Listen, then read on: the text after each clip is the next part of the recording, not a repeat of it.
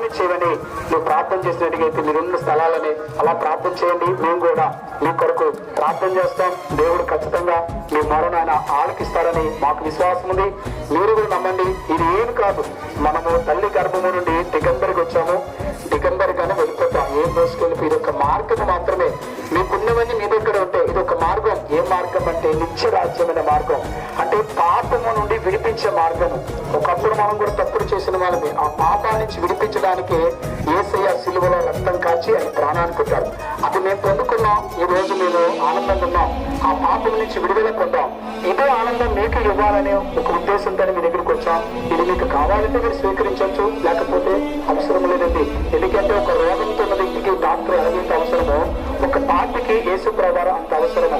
చూడండి, మనకు రోగం ఉందనుకోండి, మన మైండ్ లో ఎవరు ఉండరు. ఎవరు గుర్తొస్తుంది? ఏ డాక్టర్ అయితే గుర్తొస్తారు. అదే మన పాపమైన మనం గుర్తించట్లేదు. ఎందుకంటే మనం దొంగతనం చేయట్లేదు, ఏ వ్యభిచారం చేయట్లేదు, ఏ తప్పుడు పని చేయట్లేదు అనుకుంటున్నాం. కానీ మన చూపు ద్వారా వ్యభిచారం చేస్తున్న ఒక స్త్రీని మోపు చూస్తూ చూస్తున్న వ్యభిచారం అని యేసు ప్రభావం చెప్పారు.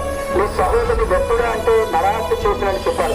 ఈరోజు అసూయ, ఈ దేశము, మత్సరము, కుళ్ళి ఇవి బయటికి కనిపించావు. ఇవి అందుకే మనిషికి శాంతి లేదు, మనిషికి నమ్మదు.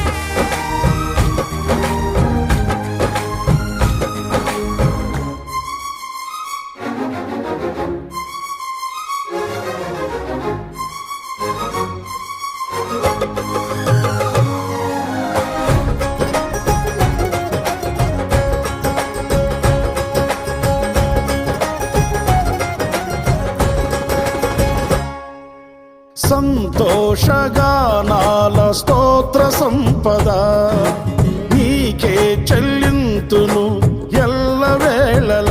అనురాగశీలుడా, అనుగ్రహపూర్ణుడా, నీ గుణశీలత అది మనకి ఇప్పుడు కనిపించట్లేదు.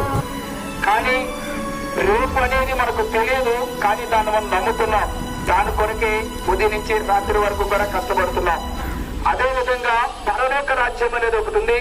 ఆ పరలోక రాజ్యానికి వెళ్ళడానికి యేసు ప్రభువు ఈ లోకానికి వచ్చి ఆ నిత్య రాజ్యానికి మనల్ని వారసులుగా చేయడానికి ఆయన శిలువలో ఆయన రెండు చేతులకి మేకలు కొట్టబడి ఆయన తలకు ముండ్ల కిరీటాన్ని పెట్టి ఆయన శరీరముల రక్తముగా కార్చి మానవాలు చేసిన పాపముల కొరకు యేసు ప్రభువు శిలువలో రక్తాన్ని కార్చారు. కాబట్టి ఆయన యందు ఎవరైతే విశ్వాసం ఉంచుతారో వారందరూ కూడా నిత్య రాజ్యానికి వారసులుగా తీర్చబడుతున్నారు. యేసు రక్తము ద్వారా మాత్రమే పాపము నుండి మనిషికి గొప్ప విడుదలమ్మ. ఆయన యందు ఎవరైతే విశ్వాసం ఉంచుతారో వారికి భూమి మీద నెమ్మది కలుగుతుంది. ఈరోజు చాలా మందికి డబ్బు ఉంది, అందం ఉంది, మేడ మీద మేడ ఉంది, అన్నీ ఉన్నాయి, ఏది కొదువు లేదు. కానీ మనిషికి సుఖము లేదు, మనిషికి నెమ్మది లేదు. దానికి గల కారణం ఒక్కటే, పాపం అనేది మనలో ఉంది. ఈ పాపాన్ని నుంచి విడిపించి నిన్ను ప్రేమించి నిన్ను ఆదరించి నీ దగ్గరగా వచ్చాడు. మన కష్టం ఉందని, అప్పులున్నాయని ఎంతోమంది ఉరేసుకొని చనిపోతున్నారు. వాళ్ళకి లేనిపోయిన రోగం వచ్చిందని బెంగతో చనిపోతున్నారు. ఈరోజు ఏదో పోయిందని, ఏదో రాలేదని చనిపోతున్నారు. పిల్లరా, మరణము శాశ్వతం కాదు నాయన. మరణము తర్వాత నిజమైన జీవితం ఉంది. ఆ జీవితం ఇవ్వడానికి భూమి మీద బ్రతుకున్నంత వరకు నీకు సుఖాన్ని, సంతోషాన్ని ఎలా కలుగుతుందంటే ఆయన యందు మీరు విశ్వాసం ఉంచండి. ఆయన మంది విశ్వాసం ఉంచడం ద్వారా నీకు ధైర్యం ఉంటుంది. ఆయన నమ్ముకోవడం వల్ల నీ జీవితంలో ఉన్న పాప శాపం నుంచి విడుదల పొందుతావు. అది ఎలా జరుగుతుందంటే యేసుక్రీస్తు ప్రభువు కలవరి శిలువలో ఆయన రెండు చేతులకి మేకలు కొట్టబడింది. ఆయన తలకు ముళ్ళ కిరీటాన్ని పెట్టారు. ఆయన శరీరం అంతా కూడా రక్తం అంతా కార్చింది. ఎందుకంటే మనము చేసిన పాపము నిమిత్తము ఆయన శిక్షను భరించాడు. కాబట్టి ఈ మాటలు మీరు నమ్మి ఈ రాత్రే, ఈ సాయంకాల సమయంలోనే, ఒకవేళ నువ్వు ఎలాంటి పరిస్థితుల్లో ఉన్నా, ఎక్కడున్నా మేము ఎవ్వరము మీకు సహాయము చేయలేమమ్మా. కానీ నీకు సహాయం చేయగల దేవుడు నా సహాయాన్ని, మాకు సమస్యలు ఉన్నాయి, ఏ మనుషులు మాకు సహాయం చేయలేదు, మాకు సహాయం చేసిన దేవుడే నీకు సహాయం చేస్తాడు. కాబట్టి అలాంటి దేవుని మీకు చెప్పడానికి ఇక్కడికి వచ్చున్నాం. ఒక మంచి మాటలు చెప్పినప్పుడు మీరు విని దాన్ని ముందుకు తీసుకుని వెళ్ళినట్లయితే మీ కుటుంబాలు, మీ పిల్లలు చక్కగా బ్రతుకున్న 60-70 సంవత్సరాలు సుఖంగా ఉంటాం. చనిపోయిన తర్వాత కూడా పరలోక రాజ్యానికి వెళతాం. కాబట్టి ఈ మాటలు మీరు విన్నాను, మీరు హృదయాల్లో విశ్వసించండి, నిత్య రాజ్యానికి వారసులుగా తీర్చబడండి. ప్రార్థన చేస్తాము. మీరు ఒకవేళ మీకు నమ్మకము, విశ్వాసం ఉన్నట్టుగైతే మాతో పాటు మీరు ప్రార్థన చేయండి. ఇప్పుడు చేయడానికి మీకు ఇబ్బంది అయితే రాత్రి మీ గృహాల్లో మీరు ప్రార్థన చేయండి, ప్రభువు మీకు సహాయము చేస్తారు. ప్రార్థన చేద్దాం.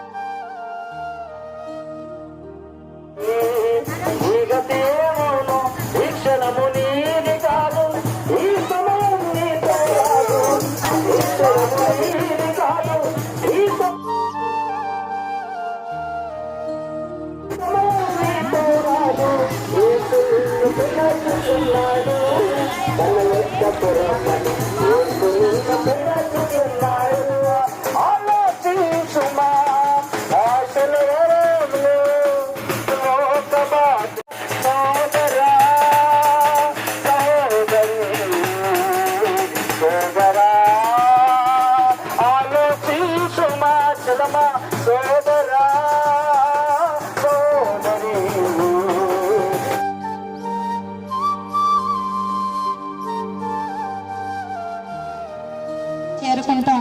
భయంకరమైన నరకం ఉంది, ఉగ్రత ఉంది. మనం ఈ లోకాన్ని విడిచిన వెంటనే ఆ నరకం నుంచి తప్పించుకోవాలంటే యేసు మార్గము, యేసు క్రీస్తు ప్రభు వారి వాక్యం సెలవిస్తుంది. నేనే మార్గము, నేనే సత్యము, నేనే జీవం అంటున్నారు యేసు క్రీస్తు ప్రభు వారు. ఆయన విశ్వాసం ఉంచండి. మనం ఆయనకి ఏమి ఇవ్వాల్సిన అవసరం లేదు. యేసయ్య నేను పాపిని, నా పాపాలు క్షమించండి, నేను చనిపోయిన వెంటనే నీ రాజ్యాన్ని ఇవ్వని అడిగితే చాలు. యేసయ్య మన పాపాలను క్షమించి ఆయన రాజ్యాన్ని ఇస్తారు. ఆ నిత్య నరకం నుండి, భయంకరమైన ఉగ్రత నుంచి తప్పించే దేవుడు యేసుక్రీస్తు ప్రభువారు. యేసుక్రీస్తు ప్రభువారి ద్వారా తప్ప ఎవరు కూడా పరలోకానికి చేరుకోలేరు. ఆయన విశ్వాసం ఉంచండి, నిత్య జీవానికి వారసులు అవ్వండి.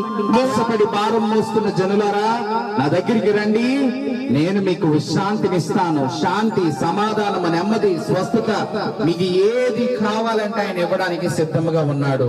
అయితే నువ్వు చేయవలసింది ఒకటే, నీ నోటితోని ప్రభువా నేను పాపిని అని ఒప్పుకో. నీ హృదయంలో ప్రభువా నా జీవితం నీకు అంకితం అని అంటే ప్రభు నిన్ను, నీ కుటుంబాన్ని దీవించి ఆశీర్వదిస్తాడు. మరి